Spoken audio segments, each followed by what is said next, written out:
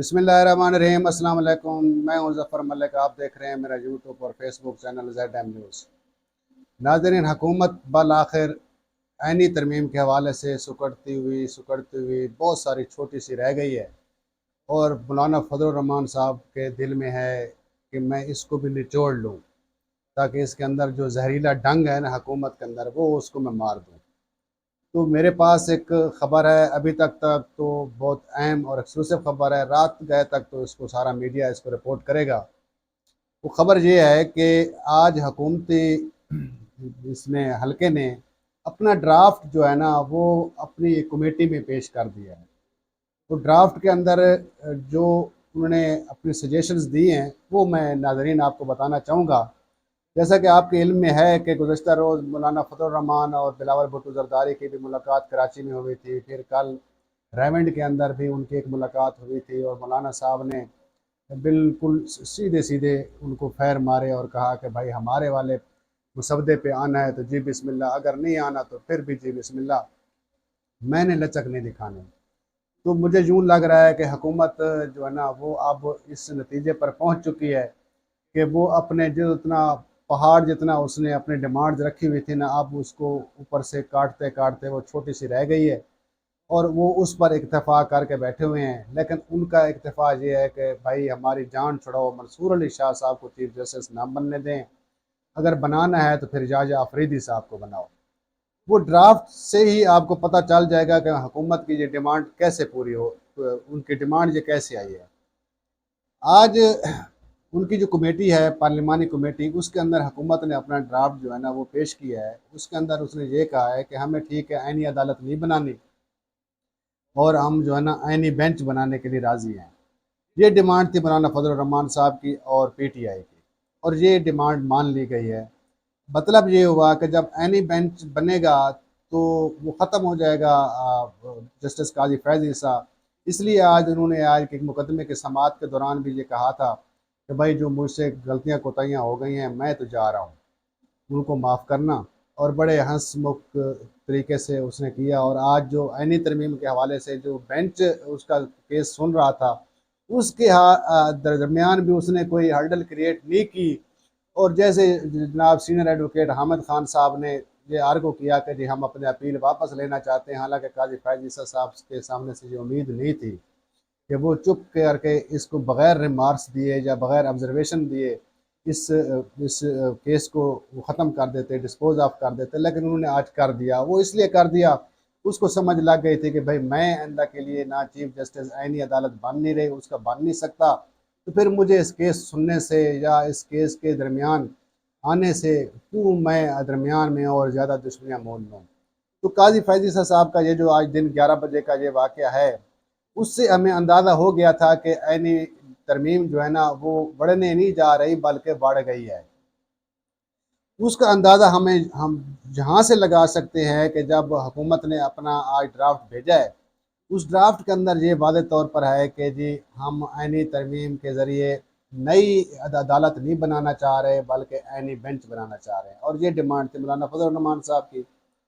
दूसरा उन्होंने ये कहा है कि ये जो ऐनी बेंच बनेगा, इस ऐनी बेंच को जो इसको तख्लीक करेगा वो जुडिशल कमीशन करेगा, जो जैसा कि पहले जजेस की तकर्री जुडिशल कमीशन में होती है वही करेगा। लेकिन जुडिशल कमीशन के अंदर उन्होंने थोड़ी बहुत रदल बदल की है। वो ये की है, उन्होंने 6 जजेस को डाला है जुडिशल कमीशन में, जो पाकिस्तान इसके जो सुप्रीम कोर्ट ऑफ पाकिस्तान या दीगर हाई कोर्ट्स के होंगे, और 7 उनमें उन्हें अरकान रखे हैं जो कि वो जजेस नहीं होंगे, पार्लियामेंट से होंगे, वकला से होंगे। उसके अंदर एक अटारनी जनरल होगा, वजीर कानून होगा, एक रिटायर्ड जज होगा, बाकी MNAs होंगे, एक वकला का नुमाइंदा भी होगा। जो 7 उन्होंने वो रखे हैं, तो 6 रखे हैं जजेस।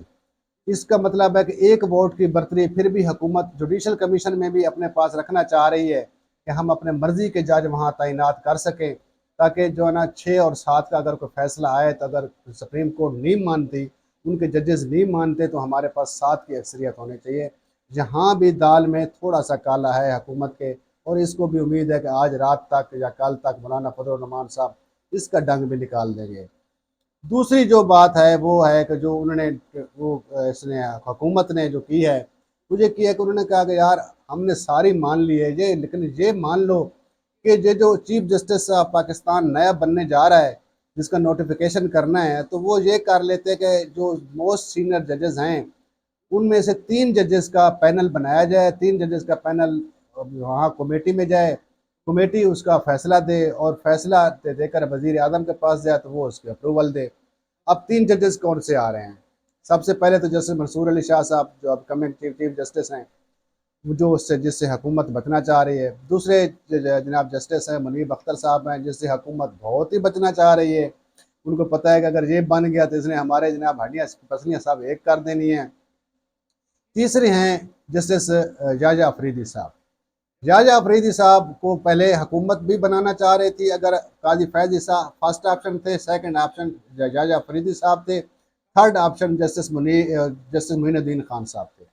تو جاجا افریدی صاحب کو وہ چیف جسٹس بنانا چاہ رہے ہیں، اور ابھی تک معاملہ جہاں لٹکا ہوا ہے، لیکن مولانا فضل الرحمان صاحب نے کہا ہے کہ یہ جو موجودہ سیٹ اپ ہے اس کو آپ ایز اٹ از چلنے دیں، ترمیم پاس کر لیتے ہیں 25 سے پہلے یا 25 کے بعد، نوٹیفیکیشن آپ جسٹس منصور علی شاہ کا کر دیں، اگلی جو تعیناتی یا ججز کا جو معاملہ ہوگا وہ ہم ایز جو ہمارا بل پاس ہوگا اس کے تحت کریں گے۔ اب ناظرین معاملہ جہاں پھنسا ہوا ہے اور پیچا بڑا غور سے بڑے بڑے دیر سے کنڈی جو ہے نا پھنس چکی ہے، لیکن مولانا صاحب کو ہمیں پتہ ہے کہ وہ اب اس کنڈی کو باقی تو ان کی شرائط مان لی گئی ہے، اور امید ہے کہ مولانا صاحب ان 2 شرائط میں سے حکومت کے ساتھ ٹائی کریں گے، یا تو جوڈیشل کمیشن میں سے یہ جو 7 ممبران حکومت نے اپنے ڈالے ہیں، سالے نان ججز ڈالے ہیں، ان میں سے کوئی کام کریں گے، یا وہ اس 3 ججز والے پینل سے نیچے آئیں گے۔ جسٹس منصور علی شاہ صاحب کا خوف ابھی بھی حکومت کے سر چڑھ کر بول رہا ہے، جسٹس منیب اختر صاحب کا بھی بول رہا ہے، جسٹس جاجا افریدی کو انہوں نے ابھی تک تو معتدل چیف جسٹس کے نام پر سامنے دیکھنا چاہ رہے ہیں، لیکن جاجا افریدی صاحب نے بھی اللہ کو تو جواب دینا ہے، اور ہمیں ان کے فیصلوں سے پہ کوئی اعتراض نہیں ہے، اور انشاءاللہ تعالیٰ آگے اگر وہ چیف جسٹس بنتے ہیں تو ان کے فیصلے ہی بولیں گے، کیونکہ جج کا فیصلہ بولتا ہے، اس کی اپنی کوئی ذاتی اس کے اندر کوئی عمل دخل نہیں ہوتا۔ اب ناظرین اس کا میں آپ کو یہ بتاؤں کہ یہ جو پارلیمانی کمیٹی کا بھی ایک وہ سامنے ڈرافٹ آیا ہے کہ یہ جو پارلیمانی کمیٹی جو بنائی جائے گی جو ججز کی یا جوڈیشل کمیشن کی یا یہ جو تعیناتی کرے گی، اس کے اندر ہم حکومتی رول کتنا ہوگا۔ پہلے تو ہوتے تھے ایکول، جتنے مثلا 6 اگر آ گئے ارکان حکومت کے تو 6 آ گئے اپوزیشن کے۔ اب حکومت نے یہاں بھی تھوڑی سی وہ جو نا وہ اپنی لچک دکھائی ہے، یا سارے دال کے اندر تھوڑی بہت دھنک ڈالنے کی کوشش کی ہے۔ انہوں نے کہا کہ نہیں جی، ایک تو ہم ساری پارٹیوں سے ایک ایک جو ہے ان کا رکن لیں گے۔ اب جو ان کے اتحادی پارٹیاں ہیں، مثال MQM ہے، پیپلز پارٹی ہے، نون لیگ ہے، وہ دوسرا ANP ہے، یا دیگر جماعتیں جو ان کی ہیں، ان سے ایک ایک لیں گے۔ اس کے بعد اپوزیشن کا ہم ایک لیں گے، پھر ہم اس کی پارٹیشن کر کے، تو وہ یوں سمجھے کہ 5-7 سے یا 6-8 سے اس طرح کا دو ووٹوں کا جو اکثریت لینا چاہ رہی ہے حکومت اپنے پاس، تاکہ یہ جو تعیناتیاں ہیں ججز کی یہ حکومت ہی ہمیشہ کر سکے، اپوزیشن کو ویٹو کرنے کا یا اس کو یہ اختیار اس کے پاس نہ ہو۔ اس کے اوپر بھی مولانا فضل الرحمان صاحب کا کہنا ہے کہ نہیں، جس طرح پارلیمانی کمیٹی پہلے جو شیڈول ایک طے ہوا تھا سابق سپیکر قومی اسمبلی کے زیر سایہ، تو اسی رولز کے تحت یہ کمیٹیاں بنا کریں گی، اور اس کا جو عمل دخل ہے وہ وہی رہے گا، درمیان میں کوئی اور نئی چیز نہیں آئے گی، ایکولی رہے گا۔ ناظرین یہ تو حکومت کا جو کھیل ہے وہ تو اب ہمارے سامنے آ گیا ہے کہ وہ منصور علی شاہ صاحب کو یا جسٹس منیب اختر صاحب کو چیف جسٹس کی کرسی پر کسی صورت دیکھنا نہیں چاہتے۔ اب دیکھنا یہ ہے کہ آیا کہ مولانا فضل الرحمان، PTI یا دیگر جو ان کے ساتھ ہم خیال جو گروپ ہے، کچھ حکومت کے بھی لوگ شامل ہیں، ہمیں اطلاعات ملی ہیں، تو وہ کہاں تک اس میں کامیاب ہو پاتا ہے، لیکن لیٹس سی آگے دیکھیے ہوتا ہے کیا۔ قیدی نمبر 804 وہ کیا گیم کر رہا ہے؟ گیم تو اسی کی چل رہی ہے اور چلے گی بھی اسی کی گیم۔ کل جمعے کے دن اس نے احتجاج کا اعلان کر دیا ہے پورے ملک بھر میں۔ اگر احتجاج ہو جاتا ہے ہر ضلع کے اندر کامیاب ہو جاتا ہے، لوگ سینکڑوں کے حساب سے ہزاروں کی تعداد میں سڑکوں پر نکل آتے ہیں، پھر تو حکومت کو جو اس ٹائم مرال ہائی ہے نا، یہ پھر یہ ڈی مرال ہو جائے گا۔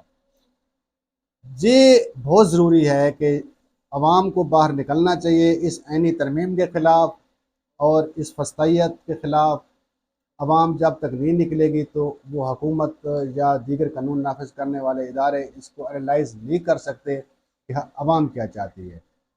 تیسرا ناظرین، جو ہم نے آپ کو بتایا تھا کہ پنجاب حکومت کو تو طلباء نے گھیر لیا ہے، اور میرا تو مشورہ پنجاب حکومت کو ہے کہ اس معاملے کو ٹھپ کرنے کے لیے، اس ظلم اور جبر سے کو ختم کرنے کے لیے سیدھا سیدھا آپ نشانے پر تیر ماریں، ایک جوڈیشل کمیشن بنا دیں جو ایک حاضر سروس جج کے اوپر ہو۔ ہمارے جو chief justice Lahore high court جناب عالیہ نیلم صاحب ہیں، ان سے ریکویسٹ کر لی جائے کہ وہ ایک اچھا جج یہاں پر ہائر کر دیں، ان کے زیر سایہ ایک جوڈیشل کمیشنر بن جائے تاکہ یہ مظاہرے تھم جائیں، کوئی کسی مذہبی جماعت کو بھی اس میں دھمکنے کی گنجائش نہ رہے۔ وہ جو رپورٹ دے دیں اس رپورٹ پر سب کو آمین ہوگا۔ حکومت پنجاب کو فی الفور یہ اقدام اٹھا لینا چاہیے، بصورت دیگر ہم ایسی دل میں دھنستے چلے جائیں گے جس کا ازالہ ناممکنات میں شامل ہے۔ ناظرین، اسی کے ساتھ میں اجازت چاہتا ہوں۔ مجھے امید ہے کہ آپ مجھے دعاؤں میں یاد رکھیں گے۔ ملتے ہیں انشاءاللہ تعالیٰ اگلے ویلاگ میں۔ تب تک اللہ حافظ۔